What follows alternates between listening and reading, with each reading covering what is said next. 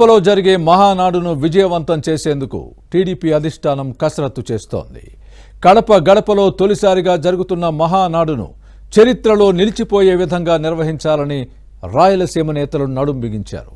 మహానాడును మహా పండుగలా జరిపేందుకు సర్వం సిద్ధం చేశారు.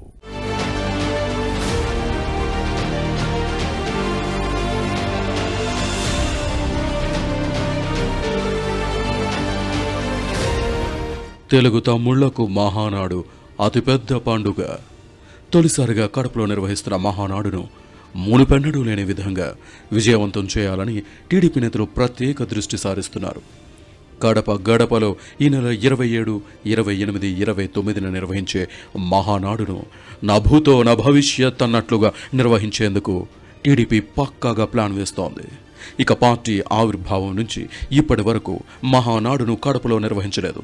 దీంతో రాయలసీమ ప్రాంతంలోని టీడీపీ నేతలు కూడా మహానాడును ప్రతిష్టాత్మకంగా తీసుకుని గత కార్యక్రమాలన్నిటికంటే ఘనంగా జరిపేందుకు తీవ్రంగా కృషి చేస్తున్నారు.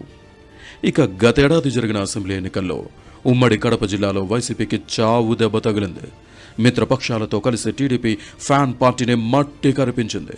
ఇది రాష్ట్రంలోనే సంచలనమయ్యింది. ఈ క్రమంలోనే జగన్ కోటలో మహానాడును కానీ విని ఎరుగని రీతిలో నిర్వహించాలని టీడీపీ నిర్ణయించింది. దీనికి సంబంధించి ఏర్పాట్లు కూడా పూర్తయ్యాయి. మాకు 2024 ఎలక్షన్లో చూసుకుంటే మరి 10కి 7 సీట్లు ఇచ్చారు. మాకు భారీగా ఇచ్చినటువంటి సందర్భం. అదే విధంగా ఇక్కడ నాయకులందరూ కూడా చుట్టుపక్కల ఉన్నటువంటి ఉమ్మడి కడప జిల్లా నాయకులందరూ కూడా చాలా ఉత్సాహంగా పాల్గొని ఏ విషయమైనా సరే, ఏ పని ఉన్నా సరే చక్కని టకాటకని వచ్చి చేయడం కానీ, అలాగే ఇక్కడ ప్రజలందరూ కూడా ఆ ప్రోత్సాహం కానీ, సో ఈ మొన్నటి వరకు ఉన్నటువంటి అపోహలన్నీ పోయినాయి.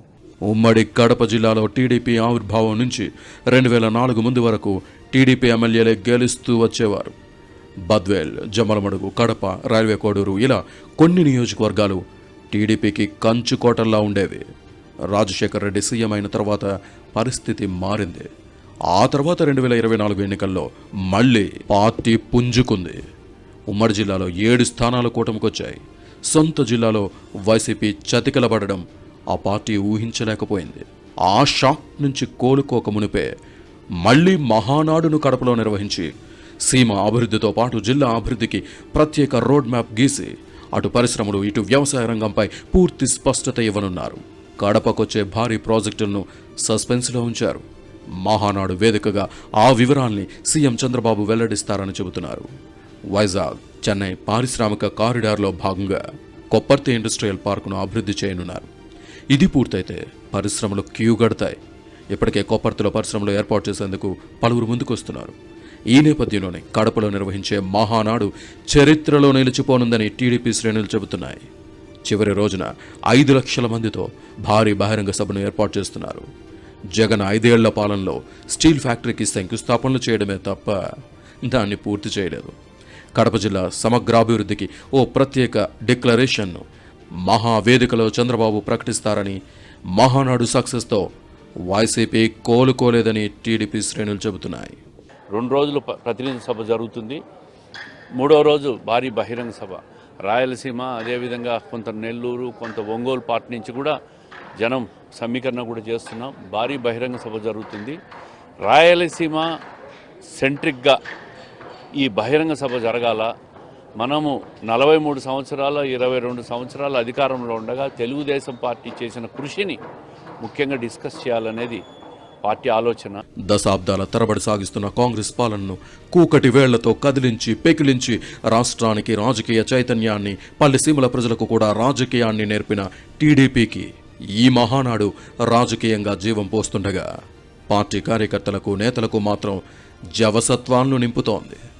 1982లో ప్రారంభమైన ఈ మహానాడు ఆ తర్వాత ప్రతి ఏడాది ఎన్టీఆర్ జన్మదినమైన మే 28వ తేదీన పురస్కరించుకొని జరుగుతోంది. ఇప్పటి వరకు 10 పర్యాయాలు మహానాడు జరగలేదు. మిగతా అన్ని సంవత్సరాలు మహానాడును నిర్వహిస్తూనే వస్తున్నారు. తెలుగుదేశం పార్టీ ఆవిర్భావం తర్వాత 1982 సంవత్సరం ఏప్రిల్ 10, 11 తేదీల్లో హైదరాబాద్ నిజాం కాలేజ్ గ్రౌండ్స్లో మొదటి మహానాడును నిర్వహించారు.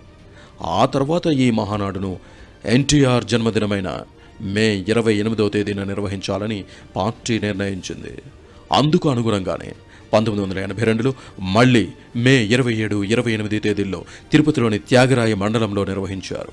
అయితే ఆ తర్వాత మహానాడును 3 రోజుల పాటు నిర్వహించాలని తెలుగుదేశం అధినేత ఎన్టీఆర్ నిర్ణయించారు. ఇందులో భాగంగానే 1983లో మే 26, 27, 28 తేదీల్లో విజయవాడలో మహానాడును సిద్ధార్థ కాలేజ్ గ్రౌండ్స్లో నిర్వహించారు.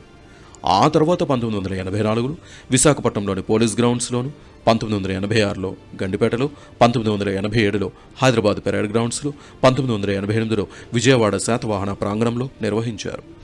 1985, 1989, 1991, 1995, 1996, 1997, 2008, 2012, 2019 మహానాడును నిర్వహించలేదు. 2020, 2021 సంవత్సరాల్లో కరోనా కారణంగా మహానాడును డిజిటల్ మహానాడుగా నిర్వహించారు. 2024లో అసెంబ్లీ ఎన్నికల ఫలితాల సందర్భంగా మహానాడును నిర్వహించలేదు. మిగతా అన్ని సంవత్సరాల్లో మహానాడును నిర్వహిస్తూనే ఉన్నారు. ఈ క్రమంలోనే రాష్ట్రంలో ఇతర జిల్లాల్లో ఇప్పటిదాకా నిర్వహించిన మహానాడు ఒక ఎత్తు అయితే, ఈసారి కడపలో నిర్వహించనున్న మహానాడు మరో ఎత్తు కానుందంటున్నాయి టీడీపీ వర్గాలు.